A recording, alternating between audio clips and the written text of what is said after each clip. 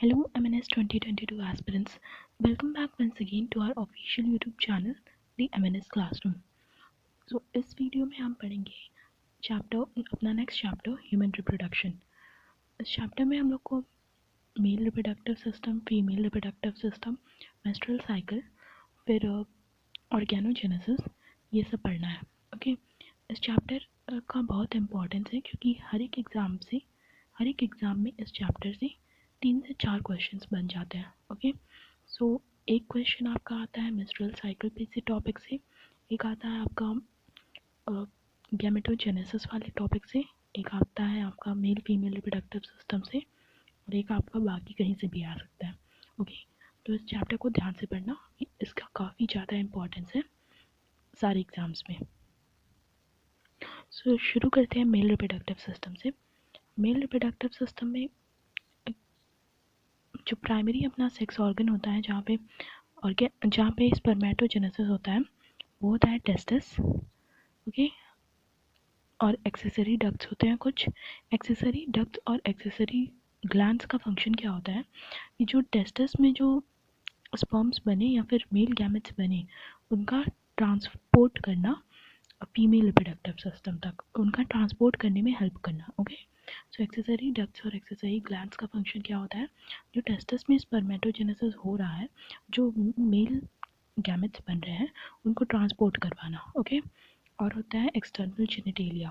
Okay, सो किसी भी reproductive system में क्या क्या होगा, primary sex organ, accessory ducts, accessory glands और external genitalia. Male reproductive system में प्राइमरी सेक्स ऑर्गन होता है टेस्टिस।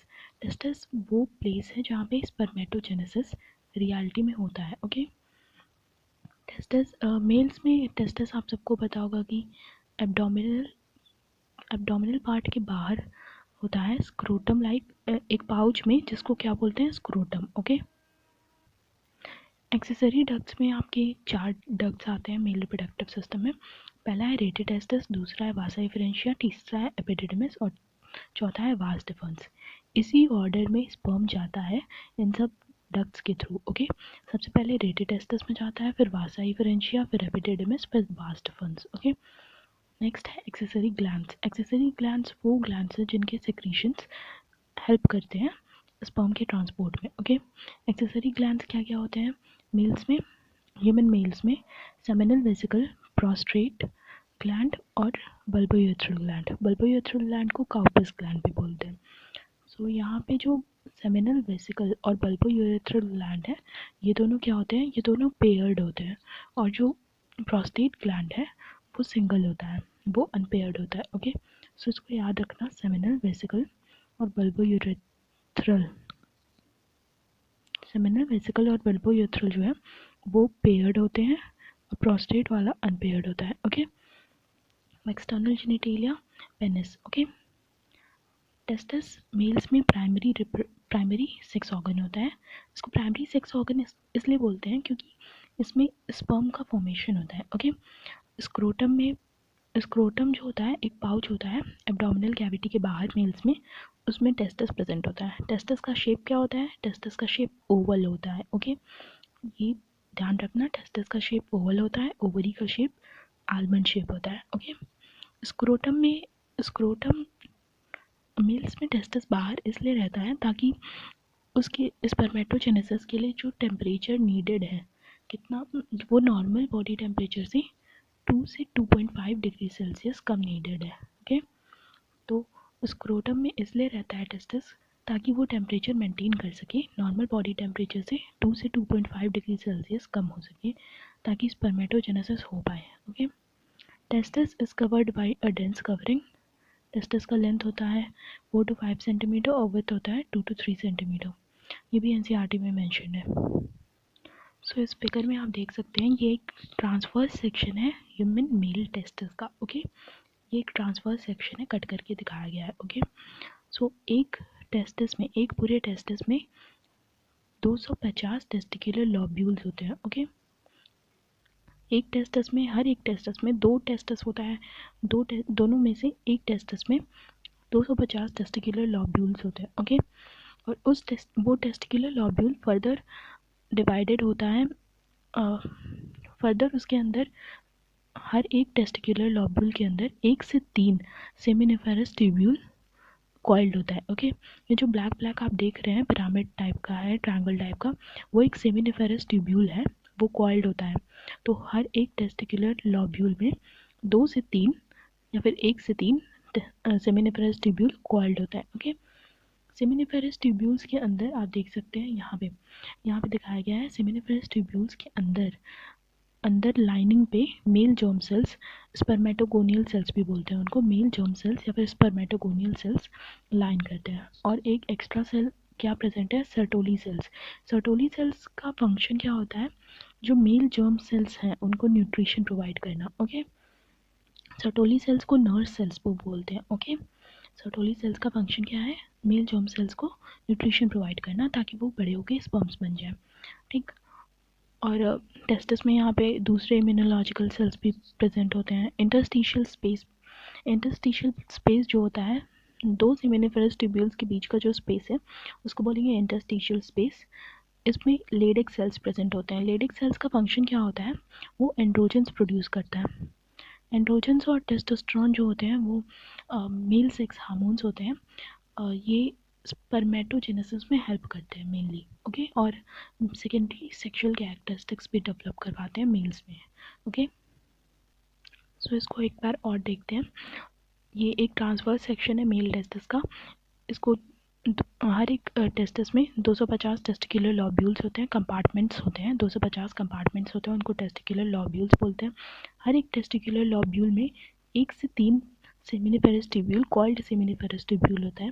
सेमिनिफेरस ट्यूब्यूल के अंदर क्या होता है, उसकी लाइनिंग में क्या होती है, मेल जर्म सेल्स होते हैं जो कि आगे चल के स्पर्म्स बनाते हैं। मेल जर्म सेल्स को क्या बोलते हैं, स्पर्मेटोगोनियल सेल्स। और क्या होता है, सर्टोली सेल्स होते हैं जो कि न्यूट्रिशन प्रोवाइड करते हैं मेल जर्म सेल्स को, या फिर इनको नर्स सेल्स भी बोलते हैं।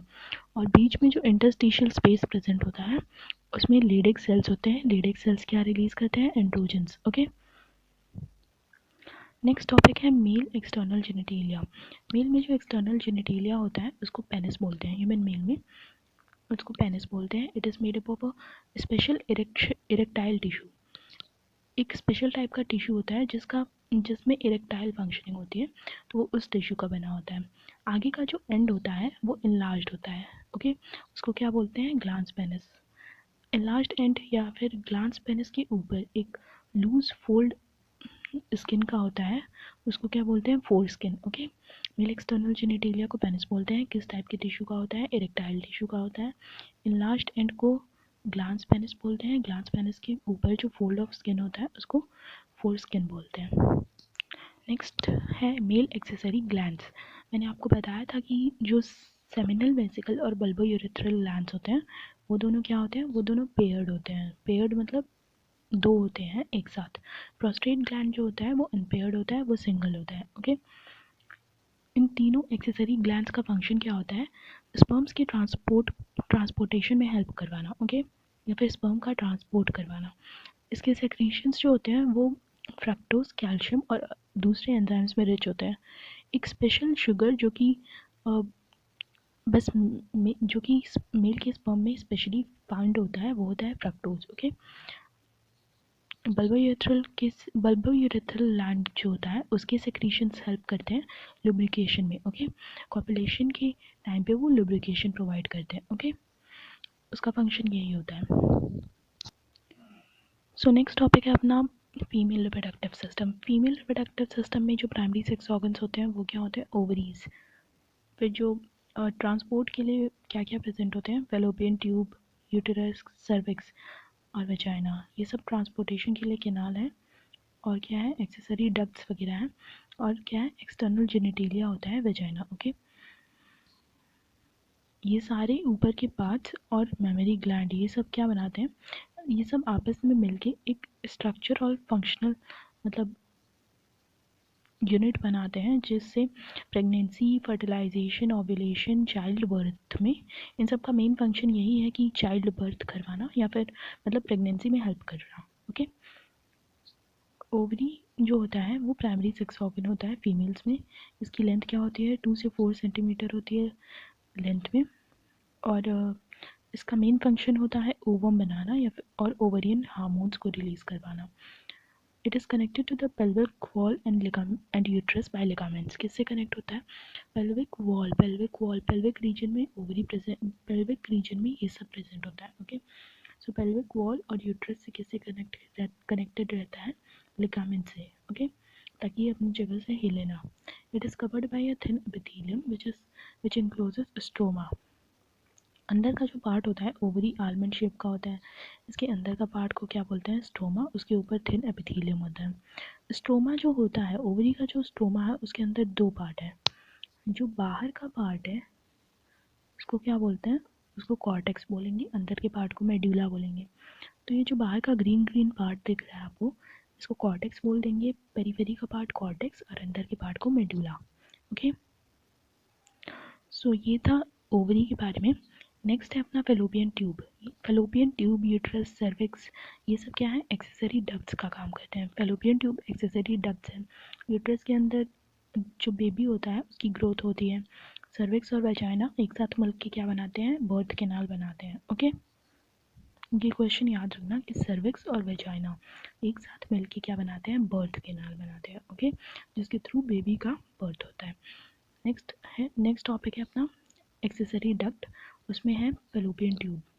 फेलोपियन ट्यूब को डिवाइड किया गया है 4 पार्ट में: फिम्बरी, इनफंडिबुलम, एम्पिला, इस्थमस। ओके, मैं एक इमेज ऐड कर देती हूँ ताकि आपको समझ आए अच्छे से। सो यहाँ पे देख सकते हो आप फेलोपियन ट्यूब का इमेज। ओके, फेलोपियन ट्यूब को 4 पार्ट में डिवाइड किया गया है। क्या क्या है वो? फिम्बरी, इनफंडिबुलम, एम्पिला और इस्थमस। ओके, फिम्बरी जो होता है वो आगे का फिंगर लाइक पार्ट होता है। उसका फंक्शन क्या होता है? ओवम को कलेक्ट करना। ओके, ओवरी कहाँ से ओवरी से क्या निकलेगा? ओवरी से ओवम बन के निकलेगा, ओवा या फिर एग बन के निकलेगा। उसको कलेक्ट करने का फंक्शन इस फिंगर लाइक प्रोजेक्शंस का होता है। सो इसका नाम क्या है? फिम्बरी। इसका मेन फंक्शन यही होता है कि ओवा या फिर एग जो बना है ओवरी में उसको कलेक्ट करना। फिर इसके बाद ये जाएगा इनफंडिबुलम पार्ट में। जो रेड रेड या फिर मरून मरून पार्ट आपको दिख रहा है वो क्या होता है? वो इनफंडिबुलम होता है। ओके, उसके आगे वाला पार्ट क्या कहलाता है? एम्पिला। ओके, ये जो ग्रीन पार्ट है ये पूरा एम्पिला हो गया। लास्ट का जो जंक्शन है जो फेलोपियन ट्यूब को यूट्रस से जोड़ता है उसको बोलते हैं इस्थमस। ओके, देखते हैं इनफंडिबुलम का जो शेप होता है वो फनल शेप का होता है। देख सकते हो कि यहाँ पे जो इनफंडिबुलम है उसका शेप फनल शेप का है। ओके, ये जो मरून पार्ट है इसका शेप कैसा है? फनल शेप का है। ओके, सो इसका शेप भी याद रखना। अब एम्पुला, आप देख एम्पुला जो होता है वो चौड़ा सा पार्ट होता है। ओके, और लास्ट पार्ट है इस्थमस। सो फेलोपियन ट्यूब में 4 पार्ट थे: fimbriae, infundibulum, ampulla, isthmus. Fimbriae finger like projections होते हैं जो कि ओवा या फिर एग को कलेक्ट करते हैं। ओके, और जो फर्टिलाइजेशन होता है वो एम्पिलरी इस्थमिक जंक्शन पे होता है। ओके, इस्थमिक एम्पिलरी जंक्शन पे होता है। नेक्स्ट पार्ट है अपना यूट्रस। ओके, यूट्रस में क्या होता है? यूट्रस को और क्या बोलते हैं? यूट्रस को वॉर्म भी बोलते हैं, वॉर्म या फिर वुम भी बोलते हैं। इसका शेप क्या होता है? पियर शेप का होता है, इन्वर्टेड पियर शेप का होता है यूट्रस। इसका शेप याद रखना क्योंकि शायद एनसीईआरटी में मेंशन है तो क्वेश्चन बन सकता है। ओवरी यूट्रस का शेप क्या होता है? Inverted pear shape. It is attach to the pelvic wall. ये भी ओवरी की तरह ही लिगामेंट से जुड़ा हुआ रहता है। ओके, यूटेरस का जो वॉल होता है उसमें 3 लेयर्स होते हैं। पहला लेयर जो होता है, जो सबसे बाहर की तरफ लेयर है, उसको बोलते हैं पेरीमेट्रियम। जो बीच का लेयर है उसको बोलते हैं मायोमेट्रियम। मायोमेट्रियम जो होता है वो मस्कुलर होता है। ओके, सबसे अंदर जो लेयर होता है उसको बोलते हैं एंडोमेट्रियम। ओके, जो सबसे अंदर लेयर होता है एंडोमेट्रियम, उसमें चेंजेस हो सकते हैं। ओके, उसमें चेंजेस पॉसिबल है। ओके, एंडोमेट्रियम जो लेयर होता है उसी में मेंस्ट्रुअल साइकिल के दौरान चेंजेस होते हैं। ओके, बाकी किसी लेयर में नहीं होते, सिर्फ एंडोमेट्रियम लेयर में ही मेंस्ट्रुअल साइकिल के दौरान चेंजेस होते हैं। और जो मिडल लेयर होता है वो मस्कुलर होता है। उसमें उसमें जो इम्प्लांटेशन होता है वो एंडोमेट्रियम और मायोमेट्रियम में होता है। ओके, चेंजेस मेंस्ट्रुअल साइकिल के दौरान एंडोमेट्रियम में होते हैं, इसको याद रखना। ठीक है, एंडोमेट्रियम जो होता है, यहाँ पे लिखा भी हुआ है, एंडोमेट्रियम में साइक्लिक चेंजेस होते हैं मेस्ट्रुअल साइकिल के दौरान। ओके, मायोमेट्रियम में कॉन्ट्रैक्शंस होते हैं during the delivery of baby. Okay, जब बेबी का डिलीवरी होता है, जब पार्चुरेशन होता है, पार्चुरेशन, जब यार जब बेबी का डिलीवरी होता है उस टर्म को पार्चुरेशन भी बोलते हैं। तो पार्चुरेशन के दौरान मायोमेट्रियम में स्ट्रॉन्ग कॉन्ट्रैक्शंस होते हैं और एंडोमेट्रियम में साइक्लिक चेंजेस होते हैं। ओके, नेक्स्ट टॉपिक है फीमेल एक्सटर्नल जेनिटेलिया। मेल्स में एक्सटर्नल जेनिटेलिया था पेनिस, फीमेल्स में एक्सटर्नल जेनिटेलिया होता है वजाइना। इसमें अलग अलग पार्ट्स हैं। ऊपर का जो कुशन लाइक फैटी टिश्यू होता है जो कि स्किन या फिर प्यूबिक हेयर से कवर्ड होता है, उसको क्या बोलते हैं, मॉन्स प्यूबिस। उसके बाद आता है लेबिया मेजोरा। लेबिया मेजोरा क्या होता है, टिश्यू का फ्लैशी फोल्ड होता है। ओके, उसके बाद होता है लेबिया माइनरा। उसके अंदर क्या होता है, पेयर्ड फोल्ड ऑफ टिश्यू अंदर लेबिया लेबिया मेजोरा। लेबिया मेजोरा के अंदर क्या होता है, लेबिया माइनरा। हाइमेन होता है, हाइमेन क्या होता है, हाइमेन पार्शियली कवर करता है वजाइना को। ओके, क्लाइटोरिस होता है फिंगर लाइक प्रोजेक्शन। ओके, ये दो लेबिया माइनोरा के ऊपर के जंक्शन पे एक क्लाइटोरिस प्रेजेंट होता है। ओके, सो ये था फीमेल एक्सटर्नल जेनिटेलिया। आगे के पार्ट्स हम नेक्स्ट लेक्चर में करेंगे। Till then stay tuned to D M N S classroom.